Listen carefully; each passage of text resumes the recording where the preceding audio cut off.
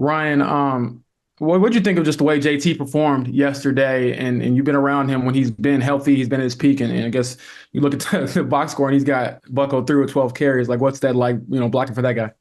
Yeah, I mean, it was tough sledding at times throughout the day. I think I was just talking about it with Larry. It was like 23 season.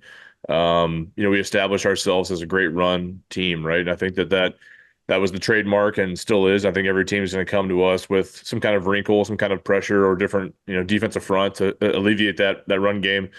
Um, and so I think we had some great wrinkles in there, not just the zone game that we're known for, but a little misdirection. And even when they had blitzes picked up, you know what I mean? Just watching JT find the holes and being patient with that is the reason why he's, the best back in the league, in my opinion.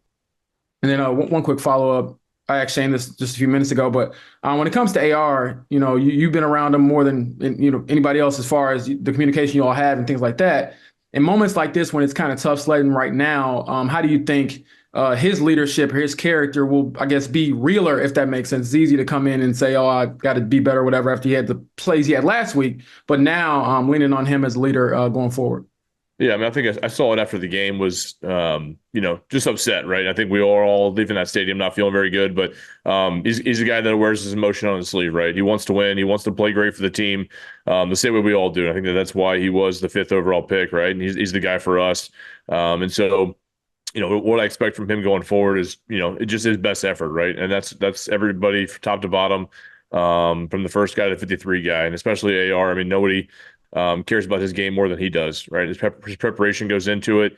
The way he leads in the huddle, certainly, things, if it could have gone wrong, it went wrong, right, yesterday. But I think the way we saw, a small detail was in the second half, coming out and putting a drive together when a quarterback with his inexperience, could have just tanked it. I think he really showed how much he cares about this team.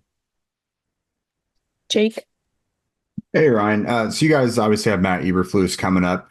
How careful do you have to be? You've got a million reps against him and practice and everything. How careful do you have to be measuring what you already know about him from that experience with what he's kind of laid down in Chicago? Yeah, I mean, it's been a couple years, but I think there's enough guys in the team that played against his style of defense for a couple years and practicing against it every single day. I think certainly gives us a good idea of who they are, right? It's different personnel.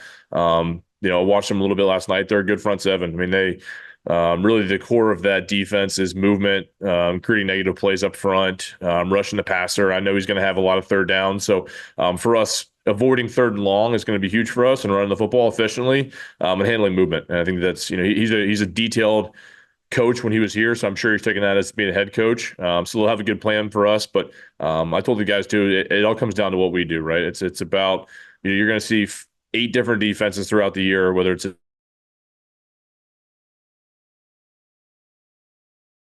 we just control what we do and we'll go out there and be successful. JJ? Ryan, as somebody who's been a part of, so many starts to seasons here in Indy, how do you put 0-2 into perspective at this time of year? Yeah, there's 15 more to go. You know what I mean? It's not the way we wanted to start the season. I think if you watch some of the film, it's never as good or never as bad, right? You kind of stay in the middle and you don't ride the wave. 18, we started 1-5 and go to the playoffs, right? That's the long road to go. It's not the way you want to start, but I think if there's anything I've learned is it's the long season, right? And it's the team that climbs like this, right? If you keep climbing like that and you keep getting better every single week, you're playing your best ball in November, December. That's what's most important. Then we'll take our last one from George. Ryan, kind of along those same lines, the teams that have bounced back from the slow starts, is there any common denominator with them? Yeah, I mean, I think it's the belief in what you do, throughout the week, right? I mean, it's impossible to, not practice well throughout the week and go out there and expect to play great on Sunday. And I think that the teams that have been successful here, that I've been a part of, they stayed the course. They believed in what we had in the locker room.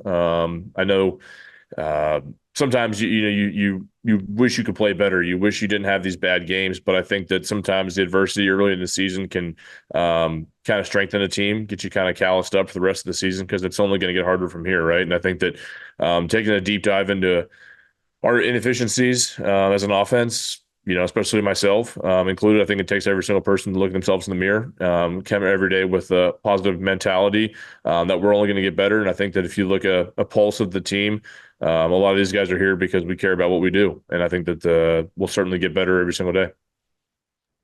Great. Thanks, Ryan. That's it. Appreciate it. Yep. Thanks.